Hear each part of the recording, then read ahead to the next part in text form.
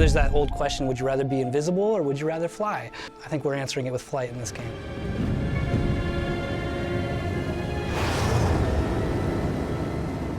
Dark Void was something that kind of organically fell into place. In the beginning, when we were initially talking with Capcom, we had, we had a guy with a grappling hook.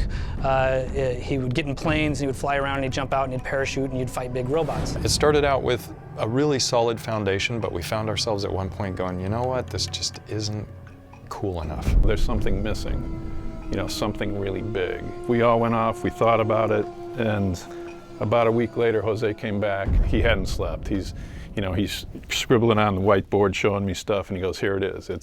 It's vertical combat."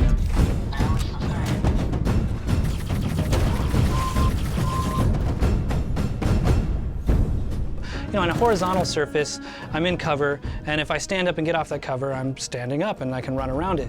On a vertical surface, when you're moving up and you're fighting, you can't stand up, and in fact, if you try to, you're gonna fall to your death. So no longer are you able just to hunker down completely safe while you reload and the enemies wait for you to come to them. Now you're holding on with one hand, and you're scaling up vertical surfaces, and you're scaling down. You feel like there's a 360-degree combat sphere because you're looking up, down, to the side, behind you, over your shoulder, scanning for targets, so suddenly you feel like you're in the center of just this chaotic mess.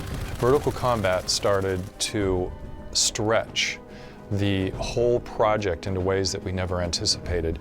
The Rocket Pack followed afterwards. We did redesigns of the environment from scratch to support it all. It all fell into place when we got those new ideas.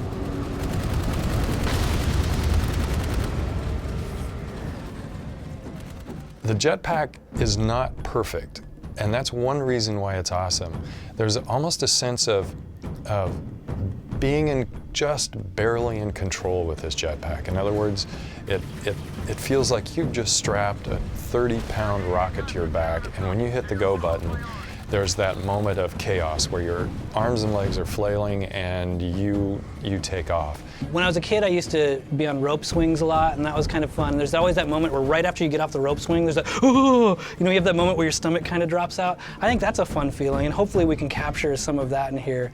そうですね、やっぱりワクワクする感じっていうか、本当にアドベンチャーの世界に入っていた感じっていうかですね、やっぱり空飛ぶっていうことは、実際には人間はできませんけども、本当に自分が、飛んでですね。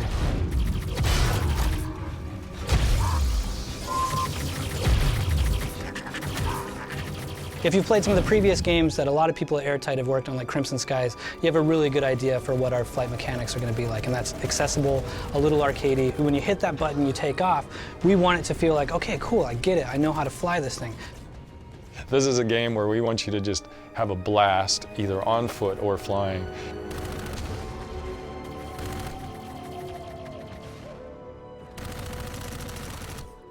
そうですね、やっぱり敵からいろんなものを奪ってですね、で自分が飛べるようになってっていう、だから成長とですね、それと、自分の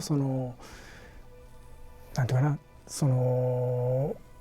やっぱり The jetpack, when you first get it, it starts off sort of diminutive. It's a hover pack, which in and of itself is pretty awesome because that leads into the ability to do a lot of jumps around the battlefield, get in the air, do some cool flanking. And then through the upgrades, you actually get to even add more onto that. Your rocket pack becomes a little more durable, you get a little more boost, and eventually you get guns on it. And so what we're trying to do is give the player a number of different experiences instead of just one over and over. You've got your guns, you're hitting cover, you're blind firing. And just start meleeing and taking them out. So you could be on foot sometimes, you could be doing vertical. You're zipping around through all these different canyon areas. Eventually you're jumping onto UFOs, running around the outside of it. You're sort of ducking and weaving from the pilot. Trying to piss off the robotic guy inside, so he opens up his hatch, jumping in there. Expose the pilot, bust him in the head. And then you're taking over that UFO and in a very kind of Crimson Skies-esque way, using that UFO to blow up all of these other vehicles. And suddenly I'm going, holy crap. It's definitely visceral, and any way you look at it, it's way more fun to shoot someone in the head at point blank than it is to sort of whittle away from long range. So it's nice to bring ground combat into the air in that way.